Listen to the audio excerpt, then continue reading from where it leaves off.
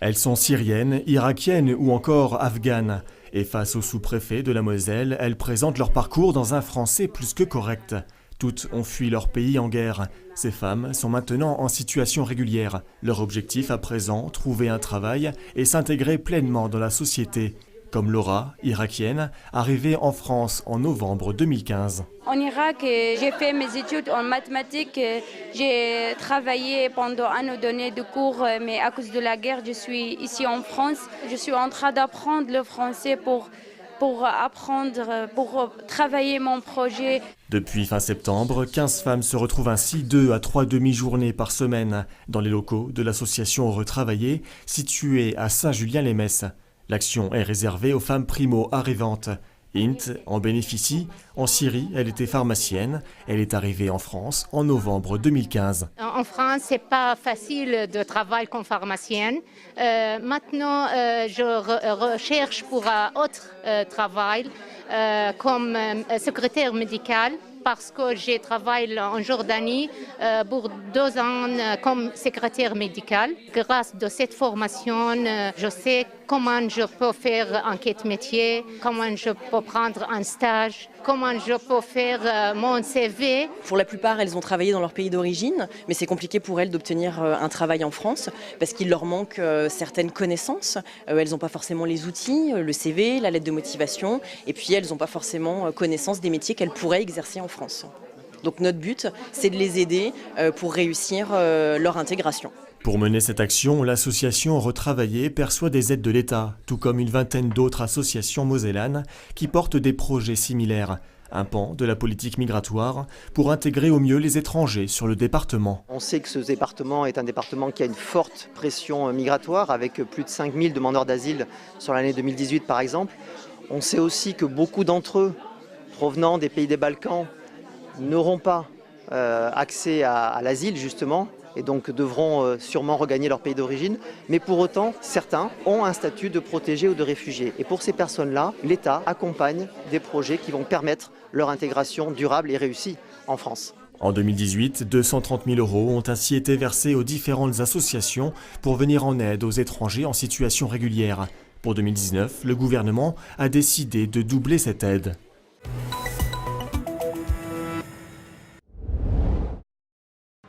Zéro Nandi, c'est ainsi que le Big Boss et cofondateur de Quant, premier moteur de recherche européen conçu en France, a débuté ce mardi à la Villa Romaine à Épinal sa présentation des axes de développement qui sont et vont être travaillés ici par ce petit pousset de l'Internet, petit en comparaison avec les 7 géants mondiaux du genre, dont est en premier lieu Google, qui détient rien qu'en Europe 93% de parts de marché et que Quant veut concurrencer. Zéro Nandi, car lors du rachat par Quant à Épinal de Xylopix, qui, on s'en rappelle, développait le moteur de recherche Xafir, tout ne s'est pas passé comme Éric Léandri l'espérait. Ce qu'il y a quand même de très bien, c'est qu'il y a eu cette idée d'essayer de faire un moteur de recherche, cette idée d'essayer de mettre des technologies. Ce qui est dommage, c'est de mentir sur les technologies qui étaient vraiment là. Ça, c'est dommage. Maintenant, les équipes sont là, le bassin est vraiment bien. Les gens ici ont vraiment envie et ça fait vraiment plaisir, donc on ne regrette rien et on va pousser et accélérer pour maintenant créer de l'emploi supplémentaire après avoir laissé partir ceux qui ont fait leur temps. Si Quant a repris Xylopix, c'est malgré tout que le jeu en valait la chandelle et que la prise de risque était en amont conséquente. Ça veut dire qu'à un moment, on a aussi pris des risques pour développer un pôle imagingérique. D'ailleurs, certains me le reprochent, mais peu importe. L'important, c'est le résultat. Et moi, si Quant se développe, avec aujourd'hui ce que nous avons au totem Lorraine Tech aussi, qui a pu être possible, ce totem, grâce à la présence de Xylopix, il ne faut pas oublier les choses. Aujourd'hui, nous avons maintenant tout un écosystème autour du numérique qui se développe sur Épinal. De Xylopix sur une petite trentaine, reste une quinzaine de salariés à travailler pour Quant, une petite équipe restructurée, plus une quinzaine à venir, dit-on, et un nouveau directeur pour 3 principaux axes de développement. Les axes forts aujourd'hui, c'est Quant Junior qui est développé vraiment à côté.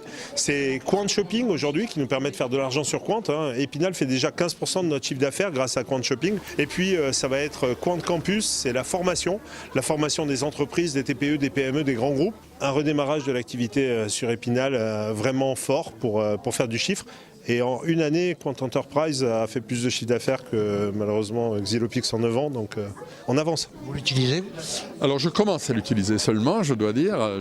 Voilà. Mais aujourd'hui, on a basculé toute la mairie, 450 postes, plus la communauté d'agglo, 235 postes en Quant, et puis on aura toutes les écoles sur Quant. Quant à Quant Junior, il fait le bonheur des élèves de la Loge Blanche. L'avantage qui est indéniable pour des enseignants, c'est que les filtres sont faits en amont. C'est-à-dire qu'on n'a pas de crainte ou d'appréhension que les enfants, lors de leur recherche, tombent sur un contenu inapproprié. C'est facile et je trouve tout ce que je veux. Et à la maison, tu utilises quoi? Google Chrome, mais je vais demander à mes parents qu'on installe Quant Junior.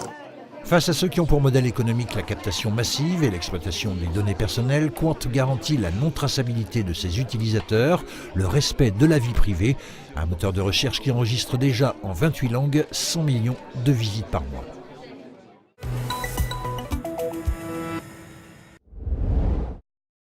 Rien de concret, il reste borné sur sa politique. Et bon, il ne parle pas des retraités, il ne parle pas du SMIC, il ne parle pas de la classe moyenne. Il n'y a aucun signe d'avancement. C'est une lettre qui est arrivée déjà un peu tardivement. Il y a quelque chose qui est assez étonnant, c'est que on a l'impression que c'est d'office et d'emblée lui qui décide des sujets qui devront être évoqués entre nous dans les quartiers généraux, en famille, avec nos voisins, etc. Ce mouvement, on l'a bien vu, il concerne plus uniquement la fiscalité ou le pouvoir d'achat, même si ça reste évidemment un sujet extrêmement important. C'est une vraie crise des institutions et une crise de la représentation ou même de la représentativité. Et donc dans ce cadre-là, les gens, je ne vois pas comment on peut les museler, ou en tout cas les contraindre à se cantonner à tel ou tel sujet. On reste mobilisé parce que les sujets qui sont évoqués aujourd'hui n'aboutissent à aucune solution concrète et pérenne.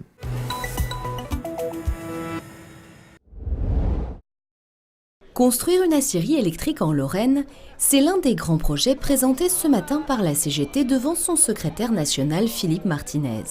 Une proposition synonyme d'emploi mais aussi d'environnement pour la CGT, un projet dans les cartons depuis plusieurs années, mais qui pourrait enfin trouver un écho dans le contexte actuel. On ne produit plus l'acier localement, on le transporte par train, par camion, un matériau aussi lourd que ça, et on nous parle d'environnement. Donc je pense que l'intérêt d'une construction d'une aciérie électrique a un argument éminemment environnemental.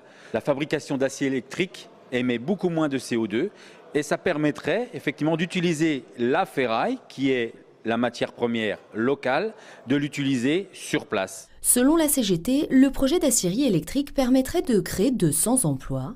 Reste à convaincre les investisseurs économiques et les élus, car 120 millions d'euros devront être investis pour que ce projet puisse voir le jour. Il faut que les politiques reprennent la main en disant c'est comme ça et c'est pas autrement. Mais je pense que dans la région, sans aller très très loin, l'histoire de Florange, avec y compris l'annonce de la fermeture définitive des hauts fourneaux, montre que quand le politique n'impose pas sa loi, c'est l'économique, et l'économique il ne sert pas l'intérêt général, il sert l'intérêt particulier. Fermeture des derniers hauts fourneaux, liquidation de l'aciérie de Gandrange, sursis pour Ascométal, la filière sidérurgique va mal. En 10 ans, la région Grand Est a perdu 3 millions de tonnes de capacité de production d'acier et pourtant ces syndicalistes en sont convaincus, l'acier a encore un avenir. On en consomme au quotidien finalement. Les boîtes de conserve en acier, il y en a qui sont en alu mais il y en a en acier, les boîtes de soda.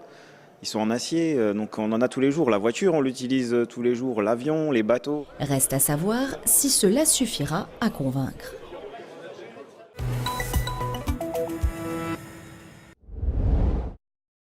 Il y a 11 ans, une drôle d'idée a germé dans la tête de Thierry. Pour l'épiphanie, créer le pendant salé de la galette, le boudin des rois. Quand j'ai annoncé cette idée à ma femme et mes enfants, ils m'ont pris un peu pour un fou.